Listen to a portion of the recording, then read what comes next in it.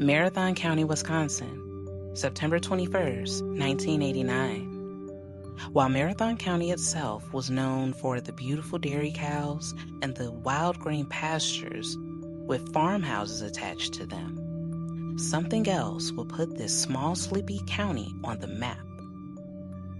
On this night, Lisa Siaski would be leaving her job at the Rib Mountain Hotel. Her mother would find her dead body hours later after she failed to return home. When police arrived and assessed the scene, they discovered that Lisa was not their average murder victim, and the town was on high guard and high alert.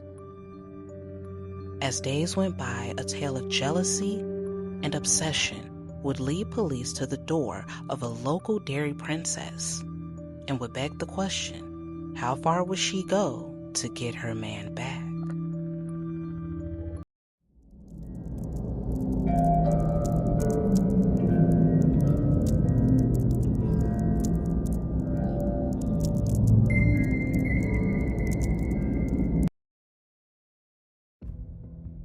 Long before Lisa Siaski was birthed into this world, Marathon County made its name from the dairy industries. The county housed numerous dairy cows on farms owned by local residents, and that was their way of life.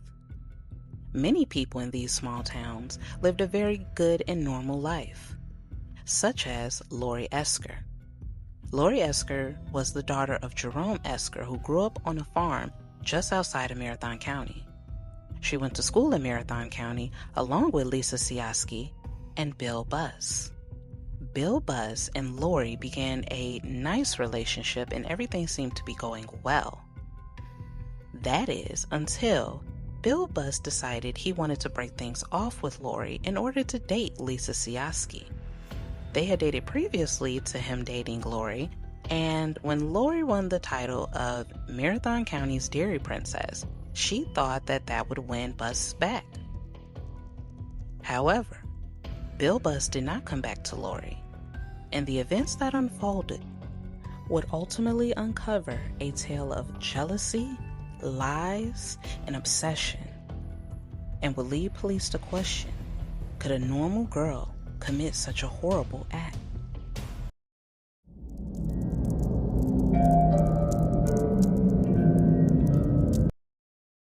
Marathon County, Wisconsin, fall of 1989. This sleepy community was awakened by the brutal murder of Lisa Siaski. While everyone unofficially knew who did it, the talks in diners and bars and the gossip eventually got back to police. And what they gathered was shocking. Bill Buss was at the center of a love triangle between Lisa Siaski and Lori Esker, albeit one-sided. While Bill Buss had broken things off with Lori Esker months prior, Lori Esker became increasingly obsessive over Bill Buss. She vowed that she would get him back at any cost.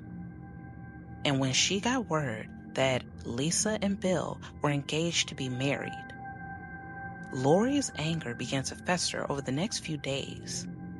She began to further her harassment and stalking of Lisa, even to the point of calling Lisa and threatening her. Many wondered how long would it be before the Dairy Princess snapped and did the unthinkable.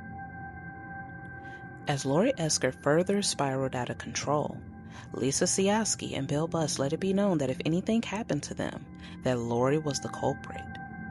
So it stood to reason that when Lisa Siaski failed to return home after getting off work one night, that Lori Esker had something to do with it.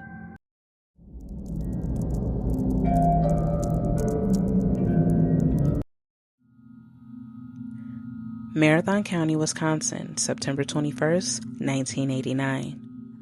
As the moon crept over this sleepy community, time ticked by at a local hotel. Lisa Siaski was due home by her parents after getting off work at apparently 10 p.m. She would never make it. Her family would call the police and try to report her missing, while her mother also went up to the hotel to try and search for her. When police got notified and arrived on the scene, they would discover that the 21-year-old had been murdered and left in her vehicle. Lisa Siaski's family was devastated at her death, and they knew not off the top of their heads who would want to do this to her. Police immediately began gathering evidence, fingerprints, DNA, anything that could lead them to who would do this to a beautiful, bright young lady.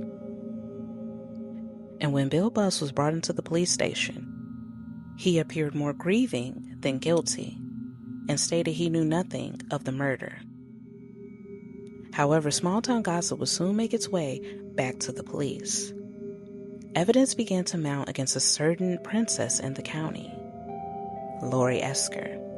Everyone knew of the tawdry tale between the three, but when Lori went in for her formal statement, she claimed to be nowhere near the hotel at the night of the murder.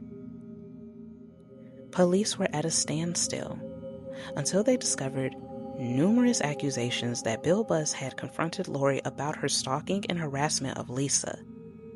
However, the confrontation only intensified, and once Lori got word that Lisa was looking at wedding dresses, her jealousy began to incinerate inside of her. Lori Esker was also found to have lied. She was not at her college dorm on the night that Lisa Siaski was found murdered. Police also found Lori Esker's fingerprints inside Lisa's vehicle.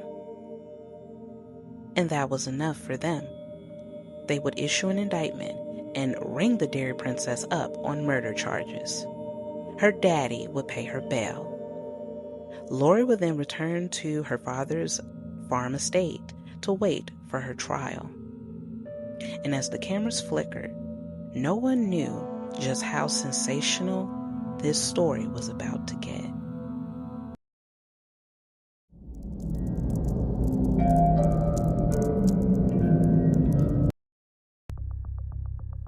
Marathon County, Wisconsin, 1990.